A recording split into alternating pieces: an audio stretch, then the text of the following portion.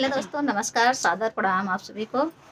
तो दोस्तों, कैसे हैं आप लोग? उम्मीद करती हूँ कि आप लोग ठीक ही होंगे। तो दोस्तों, हम एक छोटा सा प्यारा सा विवाह गीत लेकर आए हैं। बहुत प्यारा विवाह गीत है आप लोगों के लिए, और सुनिएगा और कमेंट बॉक्स में ज़रूर बताइएगा कि हमारा वीडियो कैसा लगा आप सबको। और अच्छा लगे तो वीडियो को लाइक कर दीजिएगा और हमारे चैनल को सब्सक्राइब कीजिएगा, शेयर कीजिएगा।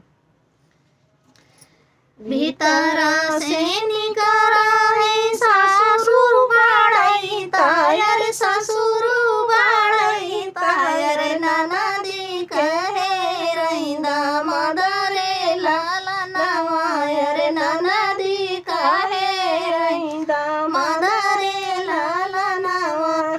जबरे बारतिया बागियावा में पहुँचई, बागियावा में पहुँचई, अरे ननदी का मुड़ावा पीरा रे लाला नवा, अरे ननदी का मुड़ावा पीरा रे लाला नवा।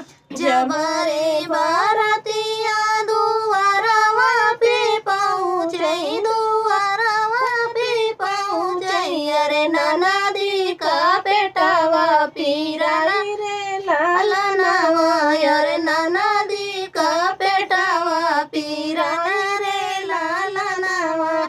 जबरे बारतिया माड़वाना में पहुँचई, माड़वाना में पहुँचई, अरे ननदी के भाई नंद लाला रे लाला नवा, अरे ननदी के भाई नंद लाला रे लाला नवा।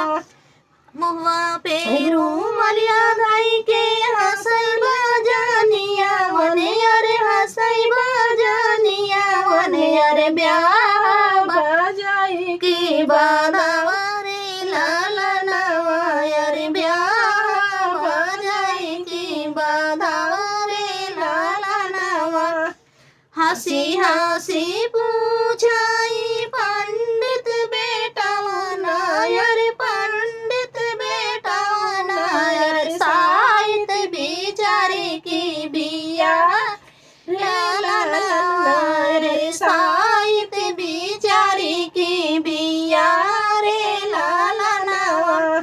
माथावा पे हाथ धाई के सोचई ससुर रामा, सोचई ससुर रामा, अब पाती रखऊ भगवान रे लाला नवा, अरे अब पाती रखऊ भगवान रे लाला नवा। घरवे से निकरी आई सासु सुहागिनी, अरे सासु सुहागिनी, अरे नातिया पर छिकी तोरे लाला नवा, अरे नातिया पर छिकी तोरे लाला नवा। कहवा बीताया बेटा दिन दोपहरिया, अरे दिन दोपहरिया, अरे कहवा बीताया सारी रात रे लाला नवा, अरे कहवा बीताया सारी रात रे लाला नवा।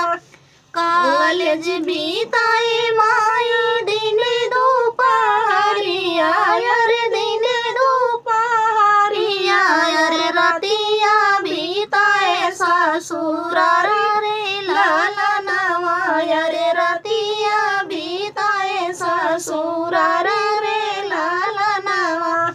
मुहवा रूमाल धाई के हंसतई ससुर रामा, हंसतई ससुर रामा, रखली हाला